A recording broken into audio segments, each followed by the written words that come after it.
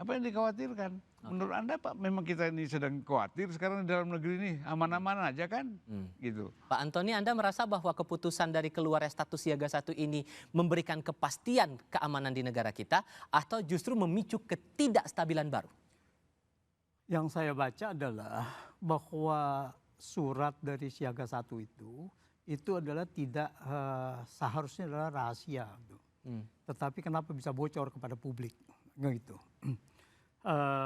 Dan benar bahwa di sini ada kekhawatiran, ada kubu-kubu yang melihat ini apa, bahwa ini untuk melindungi siapa, atau bahkan untuk melindungi bukan rezim ini, justru karena di luar sepengetahuan presiden kan gitu. Jadi untuk apa? Apakah memang yang tadi dikatakan ya, bahwa external shock ini dari ekonomi akan bisa berimbas kepada dikhawatirkan seperti 98, kekurangan BBM dan sebagainya akan memicu chaos ini atau bagaimana? Kalau Anda menangkapnya bisa ngarah ke sana atau tidak? Makanya keluar siaga 1 itu. Kemungkinan mereka mengevaluasi bisa ke sana karena sudah ada beberapa mengatakan juga bahwa ini beredar itu ini 17.000 udah dolar dan sebagainya, udah ada kekhawatiran di situ.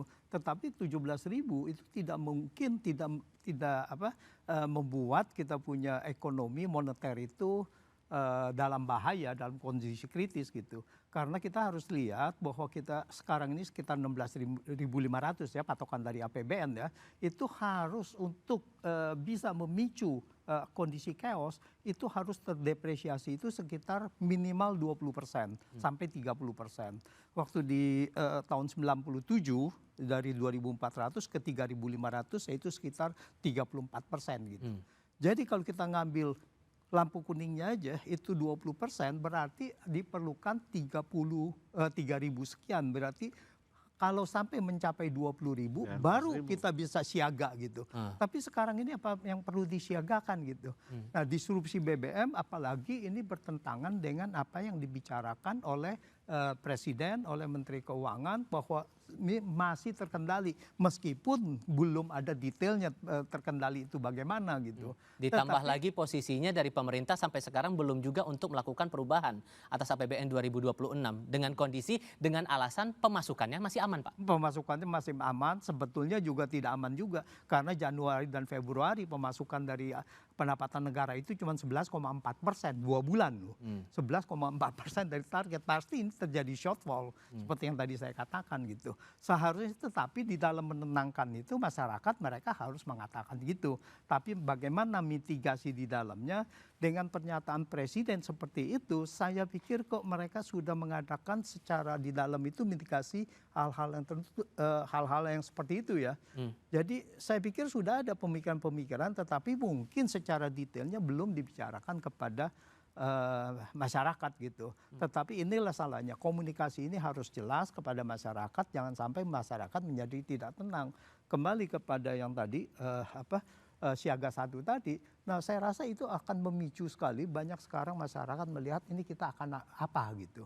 Apakah ini kontra dengan pernyataan presiden, apakah dengan begini ini kita punya ekonomi akan kolaps. Ada yang berpikiran seperti itu gitu.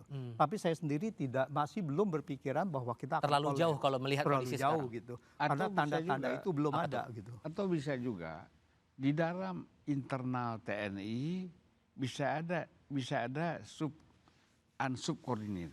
koordinasi. Mungkin dibaca seperti itu.